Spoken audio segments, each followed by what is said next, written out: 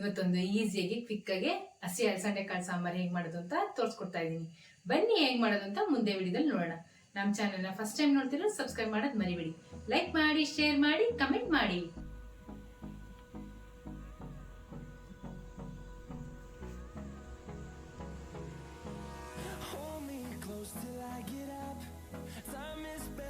ಹಸಿ ಅಲಸಂಡೆ ಕಾಳು ಅರ್ಧ ಕೆಜಿ ತಗೊಂಡಿದ್ದೀನಿ. ಅದನ್ನ ಬಿಡಿಸಿಟ್ಕೊಂಡಿದ್ದೀನಿ. ಇವಾಗ ಇದನ್ನ ಬೇಯಿಸ್ಕೊಂಡ್ಬಿಡೋಣ.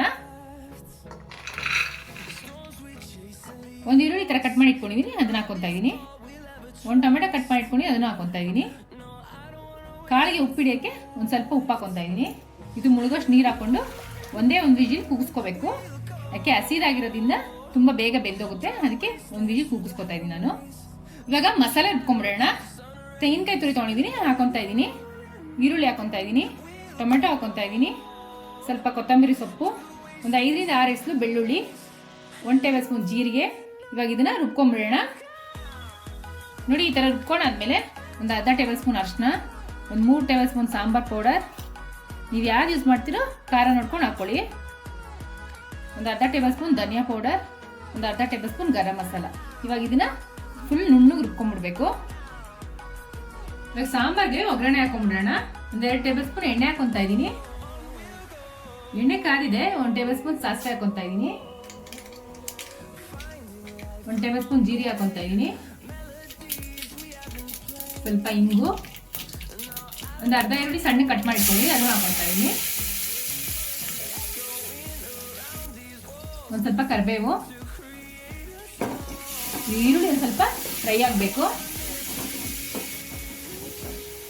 ಒಣ ಅಲಸಂಡೆ ಕಾಳನ್ನು ಮಾಡ್ತಾರೆ, ಅದೇ ಹಸಿ ಅಲಸಂಡೆ ಕಾಳು ಮಾಡಿದ್ರೆ ತುಂಬ ರುಚಿ ಜಾಸ್ತಿ. ಸಾಂಬಾರು ತುಂಬ ಚೆನ್ನಾಗಿರುತ್ತೆ, ಮತ್ತೆ ತುಂಬ ಈಸಿಯಾಗಿ ಆಗ್ಬಿಡುತ್ತೆ ಈ ಸಾಂಬಾರು. ಈರುಳ್ಳಿ ಬಾಡಿದೆ ನೋಡಿ. ಆಲೂಗಡ್ಡೆನ ಈ ಥರ ಕಟ್ ಮಾಡಿಬಿಟ್ಕೊಂಡಿದ್ದೀನಿ. ನಾನು ಸಿಪ್ಪೆ ಸಮೇತ ಹಾಕ್ತಾ ಇದ್ದೀನಿ. ಸಿಪ್ಪೆ ಸಮೇತ ಹಾಕೋದ್ರಿಂದ ವಾಯಿ ಆಗಲ್ಲ ಅಂತಾರೆ, ಅದಕ್ಕೆ ನಾನು ಸಿಪ್ಪೆ ಸಮೇತ ಹಾಕೊಂತೀನಿ. ಇದನ್ನ ಎಣ್ಣೆಲೆ ಸ್ವಲ್ಪ ಹೊತ್ತು ಬಾಡಿಸ್ಕೋಬೇಕು.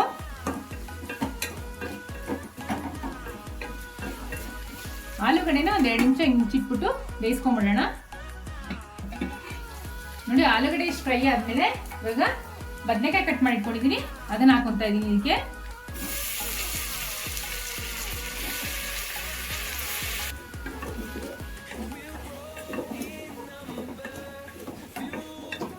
ಬದನೆಕಾಯಿನು ಈ ತರ ಒಂದ್ ಸ್ವಲ್ಪ ಮುಚ್ಚಿಟ್ಬಿಟ್ಟು 1 ನಿಮಿಷ ಬಾಡಿಸ್ಕೋಬೇಕು. ಬದನೆಕಾಯಿ ಫ್ರೈ ಆಗಿದೆ. ಇವಾಗ ಬೇಯಿಸಿಟ್ಕೊಂಡಿದ್ವಲ್ಲ ಕಾಳನ್ನ, ಅದನ್ನ ಇದಕ್ಕೆ ಸೇರಿಸ್ಕೊಂಡ್ಬಿಡೋಣ. ಒಂದ್ಸಲಿ ಮಿಕ್ಸ್ ಮಾಡ್ಕೊಂಡ್ಬಿಡೋಣ.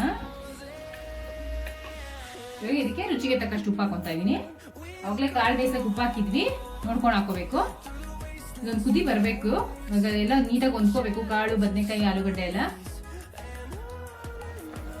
ಇವಾಗ ಕಾಳಿಗೆ, ಆಲೂಗಡ್ಡೆ, ಬದನೆಕಾಯಿಗೆ ಚೆನ್ನಾಗಿ ಉಪ್ಪು ಹಿಡಿದಿರುತ್ತೆ. ಇವಾಗ ರುಬ್ಬಿಟ್ಕೊಂಡಿದ್ದಲ್ಲ ಮಸಾಲೆ, ಅದನ್ನ ಇದಕ್ಕೆ ಸೇರಿಸ್ಕೊಂತಾ ಇದೀನಿ.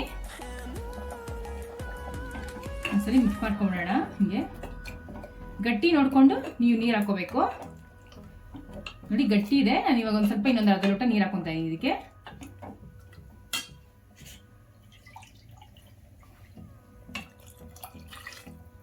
ಒಂದು ಗೋಲಿಗಾದ್ರೂ ಹುಣಸೆಹಣ್ಣ ಈ ಥರ ಕ್ಯೂಚಿಟ್ಕೊಂಡಿದ್ದೀನಿ, ಅದನ್ನ ಹಾಕೊಂತಾ ಇದೀನಿ ಇದಕ್ಕೆ.